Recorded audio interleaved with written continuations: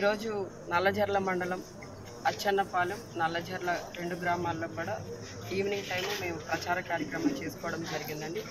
ఈ ప్రచార కార్యక్రమం 10 కల్లా మేము క్లోజ్ చేసి నల్లజర్లలో మా లీడర్ సుబ్రహ్మణ్యం గారి ఇంటికి వచ్చి మేమంతా కూడా మా నాయకులు కార్యకర్తలు అందరం కూడా ఇక్కడ డిన్నర్ చేస్తున్నాం. డిన్నర్ చేస్తున్న సమయంలో కొంతమంది తెలుగుదేశం పార్టీ నాయకులు రాళ్లతో దాడి చేయడం జరిగింది. అటువైపు రోడ్డు మీద నుండి వెళ్తూ రాళ్ళు వేసడం జరిగింది. మన వాళ్ళందరూ కూడా అదంటే వాళ్ళు అరుచుకుంటూ తిట్టుకుంటూ వెళ్తున్నారు. వాళ్ళు వచ్చి చెప్పడం జరిగింది నాకు. అంటే ఈరోజు ప్రోగ్రామ్ చెప్పాలంటే ప్రచార కార్యక్రమం చాలా బాగా జరిగింది. అందరూ కూడా చాలా ఉత్సాహంగా పాల్గొనడం జరిగింది.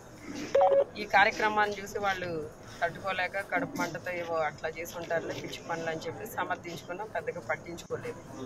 కొద్దిసేపటికి మళ్ళీ మొత్తం ఒక 30 నుండి 50 మంది వరకు అందరూ ఒకేసారి మూకమ్మడిగా వచ్చేసి ఇక్కడ సుబ్రహ్మణ్యం గారి ఇంటికి నేను ఇక్కడే ఉన్నాను, నాయకులు కొంతమంది ఇక్కడే ఉన్నారు, కొంతమంది భోజనం చేసి కొంతమంది వెళ్ళిపోవడం జరిగింది. వచ్చిన వాళ్ళు కుర్చీలు వేసరడం, ఆ బయట బైకులు పగలగొట్టడం, డీజే పగలగొట్టడం, సుబ్రహ్మణ్యం గారి కార్ను కూడా బాగా పచ్చడి కింద పగలగొట్టేసి ఈ రోజున అంటే ఆఫీస్లో నేను ఇక్కడ ఉన్నాను అనుకుని లోపల వెళ్ళి మొత్తం అసలు ఎంత దారుణంగా అంటే సీసీ ఫుటేజ్ చూస్తే మీకు అర్థమవుతుంది, అంత దారుణంగా దాడి చేయడం జరిగింది. అంటే ఈ రోజున ఇక్కడ మేము ఏదైతే ఎన్నికల ప్రచారం నిమిత్తం ఇక్కడ ప్రచారం చేసుకున్నామో ఈ మండలంలో ఈ గ్రామంలో సక్సెస్ అవడం అనేది వాళ్ళు తట్టుకోలేకపోతున్నారు. ఈ రోజున మేము ప్రచార కార్యక్రమంలో ముందుండడం, ప్రజలందరూ కూడా మమ్మల్ని ఆదరించడం, ప్రజల వైపు నుండి మాకు అంటే విన్నింగ్కి మేము దగ్గరగా వెళ్తున్నామన్న విషయాన్ని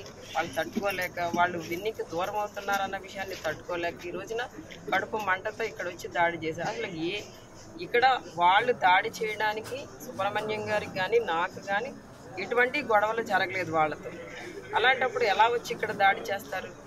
అంటే ఇక్కడ ఒక దళిత మహిళగా ఉన్న నన్ను, ఇక్కడ అభ్యర్థిగా ఉన్న నన్ను ఈ విధంగా కించపరిచే విధంగా, అవమానపరిచే విధంగా, అంటే ఈ విధంగా దాడి చేసేసి రౌడీయిజం చేసేసి వాళ్ళు ఏదో ఇక్కడ రాజకీయం చేస్తూ గెలవాలనుకోవడం అనేది ఎంతవరకు కరెక్ట్?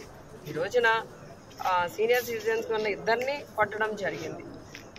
ఒక అబ్బాయికి అయితే ఇక్కడ తల పగిలి సూచర్స్ కూడా పడ్డాయి. ఒక లీడర్కి అయితే